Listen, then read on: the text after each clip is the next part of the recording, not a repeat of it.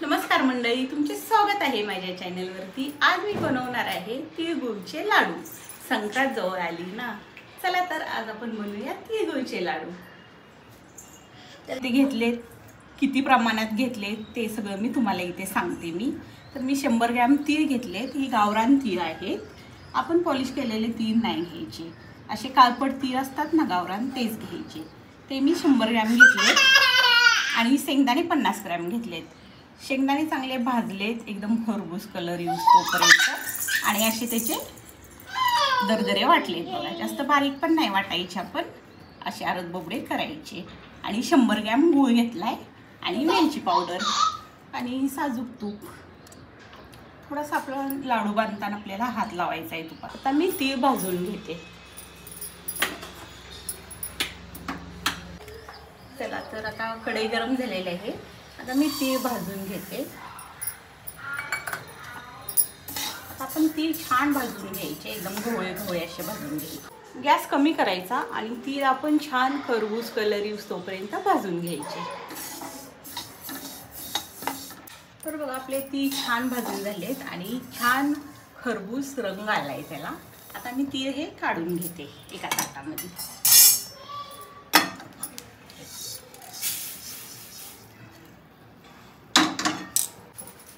तीळ आपले किती छान भाजून झालेत। चला तर आता आपण गुळाचा पाक बनवून घेऊया। चला तर आता आपण पाक बनवून घेऊया। आता आपण गूळ टाकूया कढईमध्ये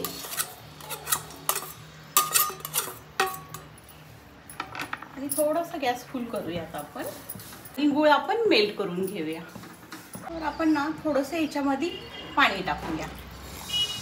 पाणी टाकलं ना, लाडू जे आपले आहेत ना एकदम मऊ बनतात। तुम्हाला वाटेल पाणी टाकल्यामुळे आपले लाडू खराब होतील, पण अजिबात खराब होत नाही। 2 ते 3 महिने आराम के साथ ते टिकतात। तर बघा आपला आता पाक तयार आहे का आपण बघूया। ताटामध्ये मी पाणी घेतलेलं आहे। आता आपण बघूया पाक तयार झालाय का। आणि तुम्ही बघू शकता इथे आपला पाक अगदी परफेक्ट बनलेला आहे आणि छान गोळी पण याची बनत आहे।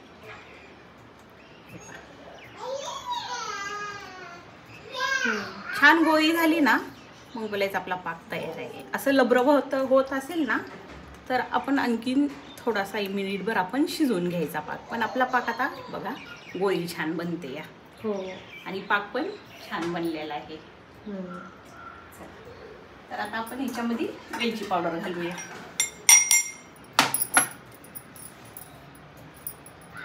आता हे आपण छान हलवून घेऊया। आता आपण ह्याच्यामध्ये तीळ टाकूया आणि हे शेंगदाण्याचा कूट टाकूया। आता हे आपण छान हलवून घेऊया। आता मात्र छान पटापटा छान हलवून घ्यायचं। आता छान हलवून झालेलं आहे। आता आपण लगेच गॅस बंद करूया आणि थोडेसे गरमच आपण लाडू बांधून घेऊया। जास्त पण गरम नाही, पूर्ण आपल्या हाताला भाजेल असं, हाताला सोसेल असं आपण बांधून घेऊया लाडू।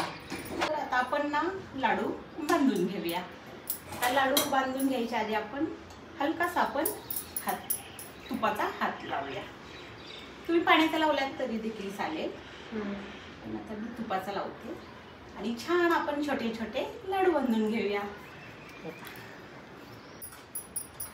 आता आपण ना छोटे छोटे लाडू बांधून घेऊया